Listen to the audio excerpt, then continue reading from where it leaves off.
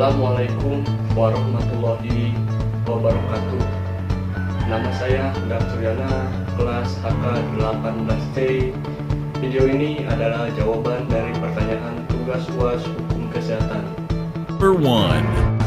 Pertanyaan pertama, jelaskan pengertian hukum kesehatan, tujuan hukum kesehatan, dan alasan mengapa diperlukannya peraturan dalam bidang kesehatan. Deskripsikan. Hukum kesehatan adalah semua ketentuan-ketentuan atau peraturan-peraturan perundang-undangan di bidang kesehatan yang mengatur hak dan kewajiban individu, kelompok, atau masyarakat sebagai penerima dan pemberi pelayanan kesehatan. Tujuan pada pembangunan hukum kesehatan adalah tercapainya kemampuan untuk hidup sehat bagi setiap penduduk. Jadi tanggung jawab untuk terwujudnya derajat kesehatan yang optimal berada di tangan seluruh masyarakat Indonesia, pemerintah dan swasta bersama-sama. Alasan diperlukannya peraturan kesehatan yaitu menjaga ketertiban masyarakat, menyelesaikan sengketa yang timbul di masyarakat, dan merekayasa masyarakat dalam bidang kesehatan. Number 2. Pertanyaan kedua, apakah pengertian sehat menurut Undang-Undang Nomor 36 Tahun 2009 tentang kesehatan? Menurut pendapat pribadi, seorang dikatakan sehat itu seperti apa jika dihubungkan dengan Undang-Undang Kesehatan? Uraikan menggunakan bahasa pribadi. Menurut Undang-Undang Nomor 36 Tahun 2009, bahwa sehat merupakan di mana keadaan sehat baik secara fisik, mental, spiritual, maupun sosial yang memungkinkan setiap orang untuk hidup produktif secara sosial dan ekonomis. Sedangkan secara pribadi, sehat itu adalah tidak mengalami gejala-gejala yang tidak normal pada tubuh dan juga pikiran. Number 3. Pertanyaan ketiga, dilihat dari kacamata hukum, hubungan pasien dengan dokter termasuk dalam lingkup hukum perjanjian. Perjanjian seperti apa yang dimaksud dalam hukum kesehatan? Jelaskan. Hubungan pasien dengan dokter termasuk dalam perjanjian terapeutik, yang artinya perjanjian dokter dengan pasien yang memberikan kewenangan pada dokter untuk melakukan kegiatan memberikan pelayanan kesehatan kepada pasien berdasarkan keahlian dokter. Number 4. Pertanyaan keempat, sebutkan dan jelaskan sumber-sumber hukum kesehatan. Menurut pendapat pribadi, sumber hukum kesehatan yang mendominasi lahirnya peraturan dalam bidang kesehatan terdapat di dalam sumber hukum yang mana? Pilih salah satu yang mendominasinya. Sumber hukum kesehatan yang tidak hanya bertumpu pada hukum tertulis atau undang-undang, namun juga pada jurisprudensi, traktat, konsensus, dan pendapat ahli hukum serta ahli kedokteran atau yang termasuk doktrin. Yang mendominasi lainnya, peraturan sumber hukum kesehatan adalah hukum tertulis atau Undang-Undang Nomor 36 Tahun 2009 tentang kesehatan. Number 5. Pertanyaan kelima, jika Anda seorang pengacara, hal apa yang akan Anda lakukan dalam menangani kasus pelayanan BPJS? Hubungkan dengan peraturan undang-undang yang berlaku di Indonesia tentang Jaminan Kesehatan Nasional atau BPJS. Jika saya menjadi pengacara, hal yang akan saya lakukan untuk menangani kasus pelayanan BPJS adalah memastikan pasien sudah mengikuti alur atau peraturan yang ditetapkan oleh BPJS dalam melakukan proses pelayanan kesehatan. Dan apabila pasien sudah mengikuti alurnya namun tidak mendapatkan pelayanan, maka saya menempuh jalur hukum sesuai dengan apa yang diatur dalam Undang-Undang Nomor 24 Tahun 2011 tentang Badan Penyelenggara Jaminan Sosial. Adalah amanat dari pasal 5 ayat 1 dan pasal 52 Undang-Undang Nomor 40 Tahun 2004 tentang Sistem Jaminan Sosial Nasional untuk membentuk Badan Penyelenggara Jaminan Sosial, karena Badan Penyelenggara Jaminan harus dibuat dengan undang-undang. Badan Penyelenggara Jaminan Sosial atau BPJS adalah transformasi keempat badan usaha milik negara untuk terselenggaranya sistem jaminan sosial nasional. Number 6. Pertanyaan keenam, apa yang dimaksud dengan aborsi? Sebutkan dan jelaskan macam dari aborsi. Menurut pengertian, secara medis adalah gugur kandungan atau keguguran dan keguguran itu sendiri bentuk akhirnya kehamilan sebelum fetus dapat hidup sendiri di luar kandungan.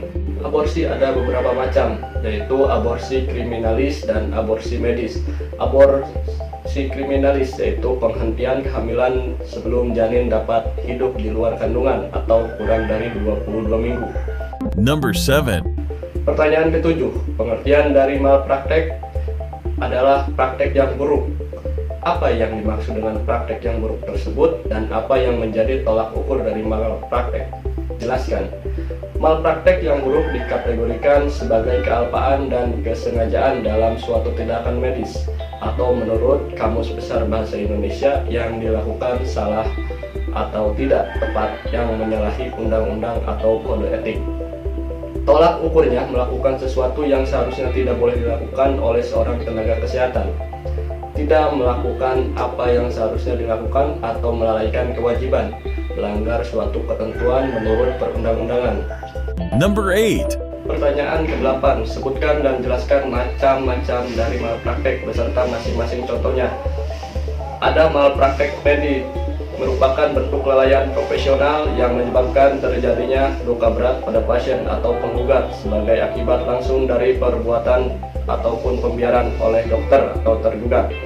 Contohnya, kelalaian seorang dokter untuk mempergunakan tingkat keterampilan dan ilmu pengetahuan yang lazim dipergunakan dalam mengobati pasien atau yang terluka menurut lingkungan yang sama. Ada juga malpraktek etik, adalah tindakan dokter yang bertentangan dengan etika kedokteran sebagaimana yang diatur dalam Kode Etik Kedokteran Indonesia yang merupakan seperangkat standar etika, prinsip, aturan, norma yang berlaku untuk dokter. Kemudian malpraktek yuridis adalah pelanggaran ataupun kelalaian dalam pelaksanaan profesi kedokteran yang melanggar ketentuan hukum positif yang berlaku. Malpraktek yuridis meliputi malpraktek perdata, malpraktek pidana, dan malpraktek administrasi. Number 9. Pertanyaan ke-9, apa yang dimaksud dengan euthanasia? Sebutkan dan jelaskan jenis dari euthanasia dan syarat atau kriteria seperti apa jika euthanasia dilakukan kepada manusia. Pada zaman kuno, istilah euthanasia lebih dimengerti sebagai kematian tanpa penderitaan, tanpa rasa sakit yang berlebihan. Namun pemahaman ini mulai bergeser pada dewasa ini, di mana orang melihat atau mengartikan euthanasia sebagai intervensi kedokteran untuk mengurangi rasa sakit akan penyakit yang diderita atau pergumulan orang dengan kematian. Dan kadang-kadang ada bahaya mengakhiri hidup sebelum waktunya. Istilah euthanasia kemudian lebih dipahami dalam arti yang sempit, yakni membunuh karena belas kasihan. Jenis euthanasia, ada euthanasia aktif, adalah perbuatan yang dilakukan secara aktif oleh dokter untuk mengakhiri hidup seorang pasien yang dilakukan secara medis. Biasanya dilakukan dengan menggunakan obat-obatan yang bekerja cepat dan mematikan. Euthanasia aktif terbagi menjadi dua golongan, yaitu euthanasia aktif langsung dan euthanasia aktif tidak langsung. Kemudian ada euthanasia pasif, yaitu perbuatan menghentikan atau mencabut segala tindakan atau pengobatan yang perlu untuk mempertahankan hidup manusia, sehingga pasien diperkirakan akan meninggal setelah tindakan pertolongan dihentikan.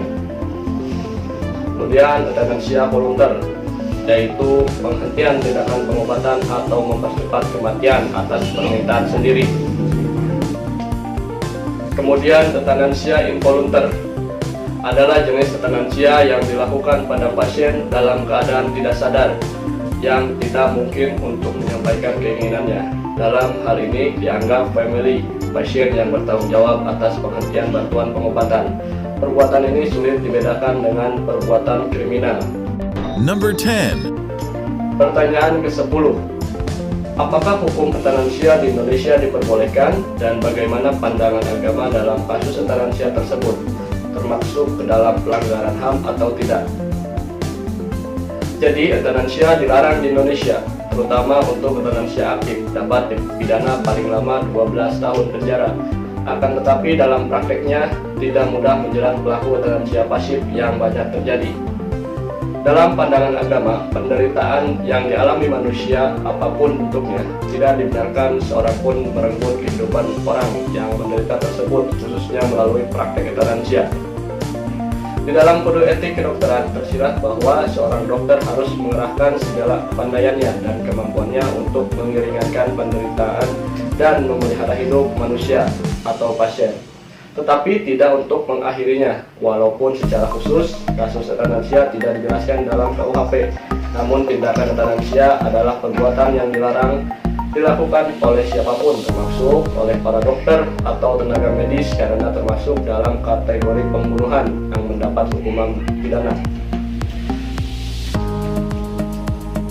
Hasil paparan kajian ini menyimpulkan bahwa euthanasia tidak dapat diterima secara normal, agama, medis, dan hukum yang berlaku di Indonesia. Jika dikaitkan kembali dengan hak asasi manusia, euthanasia tentu melanggar hak asasi manusia, yaitu hak untuk hidup. Dalam salah satu artikel, meski tidak secara tegas diatur, euthanasia tetap melanggar KUHP. Pakar hukum pidana Universitas Padjadjaran, Komariah Emong, berpendapat kitab Undang-Undang Hukum Pidana mengatur tentang larangan melakukan euthanasia, yakni dalam pasal 344 KUHP yang bunyinya, barang siapa merampas nyawa orang lain atas permintaan orang itu sendiri yang jelas dinyatakan dengan kesungguhan hati, diancam dengan pidana penjara paling lama 12 tahun. Sekian jawaban-jawaban dari pertanyaan tugas kelas hukum kesehatan dari saya. Mohon maaf apabila ada kekurangan. Wassalamualaikum warahmatullahi wabarakatuh.